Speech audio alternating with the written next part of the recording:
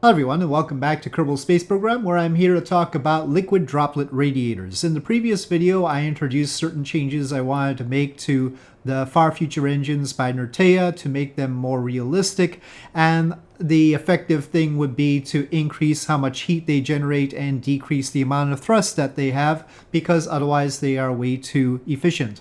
I didn't get too much feedback on that. One comment said that the higher ISP ones should probably be more efficient, so I've changed that.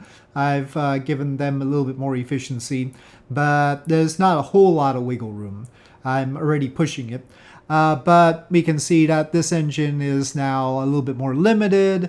It generates a lot more heat, and we need radiators, of course. I've been trying to work on radiators. The radiators that I'm featuring will be part of my mod, and I'm continuing to work on new ones, including the liquid droplet radiators that I'm going to show you in this video. In the video description to this video, I'll give you the more realistic far future configurations, but they're a little bit harsh. We'll have to see if we take a look here, and you really need to use Pekka's warp thrust plugin in order to make it work. I mean, you know, this one delivers 62,000 meters per second with this tank, but it takes a day, you know. I mean, yeah, 204 tons, you could probably launch it on a single rocket and everything, but, you know, and then you have to put the payload on it. But a day is harsh, you know, so you have to have some way of doing thrust during time warp. And we haven't put the radiators yet. Now this sort of has some radiators, but those were meant for boil-off control, not for the actual engine thrust. And I'm going to slap some on here to talk about them. With the liquid droplet radiators, the only other ones we've had are the ones that come from the Stirling System mod by Jade of Mar. And they look like this. And we have the heat management loop. Let me turn that off for now. It's got sort of a bracket catch. It's done it better than I do, I should say. But actually they look better in the image here. You see how it starts out red and then gets darker because it's cooling off? That's right. That's probably how it ought to be. Here, I mean, we've got different sizes and everything. Oh, here's some color. But actually, it's the opposite of what I want. It should never get that hot. So we would expect it to be cooling off and getting darker, more metallic. We've got various sizes here. But there is one consistent problem here, and that's that they don't fold up. Right? They're going to be sticking out. How am I going to launch these things? They look pretty good. And like I said, I think they're overall better done than the ones I have just made. But they don't fold up. I can't, you know, and they sort of attach like this. They do have a lot of nodes on them. So if we had a little radial attachment mount, we could maybe stick it like that. And then if we had some hinges, we could eventually make a thing like this. But we would have to add robotic parts to it. And robotic parts tend to glitch out. Also, they're a little bit on the heavy side. But, you know, they're reasonable. The attraction of... Oh, and then we've got this problem going on here. How did that happen? The attraction of liquid droplet radiators, by the way, is that they operate at very high temperatures and are very light because they aren't a solid metallic structure. So you can do a lot more heat rejection than you can with the solid radiators like the titanium ones with less mass.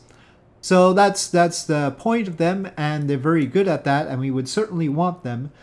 But we need some way of deploying them a little bit better than this. So I've been working on that. So, I mean, it's just a matter of having deployable ones, right? So what I've got are these. Now, this is more like what I think they would look like. Because liquid droplets are metallic. And, you know, they're lithium or stuff like that. And so what you would see isn't too much flickering, you would see basically a solid sheet of metal going out because the droplets are really small. And then they would fade from red to a metallic look. And, even red is sort of pushing it because they emit in infrared. So the heat that you would see is probably going to be infrared. They would have to get really hot even to have this kind of red color to them. And it'd just be like that. And, otherwise, when it folds up, of course, they won't be showing up. So when we close radiators, it's sort of like this. And open radiators. I should have had the deploy limit so that you could see how it all ends up. But there's 2 panels, as you can see, and we could have more. Now, of course, this isn't going to be enough radiator capacity to deal with our engine back there. That needs 110 megawatts. We've got 2 of these at 5 megawatts, and I've calculated that that is correct. So we want large ones. That's as large as Tweakscale is willing to make these. So unfortunately, I didn't add a collider to the droplet part, so it's tough to pick it up right now. Come on. We wouldn't put it here. We would put it further along in the shadow shield area. And right now they're just surface attached like the normal radiators, no nodes. So now we have enough. And that would be enough for the whole deal. And then we can close the radiators. We would have to shut down separate. I'm not using the radiator module for the animation, or the animation on the radiator module. That's a whole other issue. But then they pack up like this, which if we set them lower down would be more convenient. So we could, it's a little bit more inconvenient for the shadow shield aspect of it, but we could basically have them like low set wings. I thought about having more hinginess to it so that they could fold up on the center line, but this is another way of doing it. And so we would have it like that, and then they'd be like that, and that's one way of packing it up. So this is, I would like to use Jade of Mars Sterling Systems one. It's just that I have no, we would have to use robotic parts to fold these up, and still they would take quite a lot of space. Like, you can sort of have a whole bunch of these going out like that, and they'll certainly give us a lot of capabilities. It does have an issue with the attachment of the nodes here. Why it ends up the way it is, I don't know. But yeah, so these aren't as they don't glow. They are shiny, metallic shininess, but they don't glow. They're sort of like that. They don't give an impression of being like transparent little droplets like that, but they're so shiny because they're metallic, and there'll be so many droplets that it just looks like a sheet of metal as far as I can tell. So give me your thoughts about whether this is the right idea or not, and I'll try and work on more configurations for this. So all the radiators that I'm making will end up in one update to my future tech pack, and I just gotta make sure that they all work with heat management properly. The heat control mod, or system heat. I forget what it's called. Heat control, I think, adds more heat systems, and system heat is the one that adds this. But I'm gonna have to make sure that they all work with that, and they all make sense. And then there's also gonna be the arrow ship, and this radiator will cool down some. Right now it doesn't add any heat management capacity, but it will. And I have some other ideas of radiators to make, but this is the liquid droplet version. And these operate at 1100 Kelvin is the intention.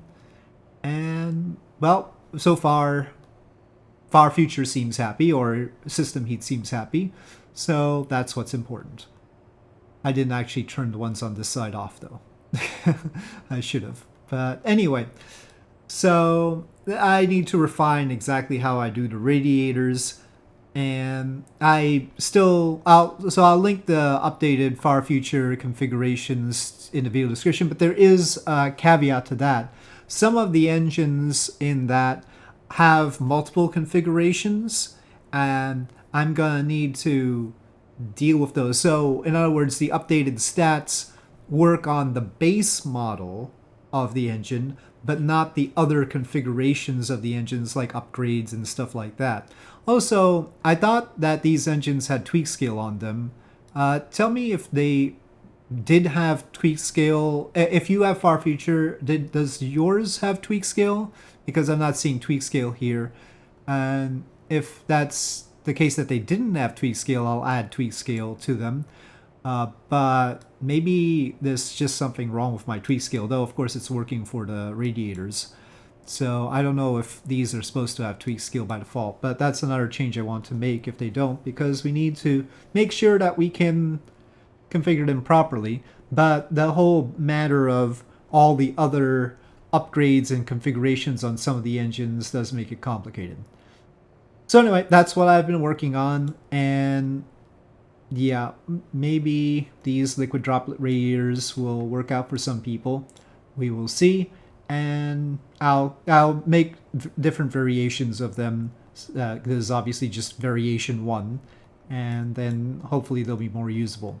So with that, thank you for watching. Hope you enjoyed this video. If you did, please do press like. If you have any comments or suggestions, please leave them in the comment section below, and I'll see you next time.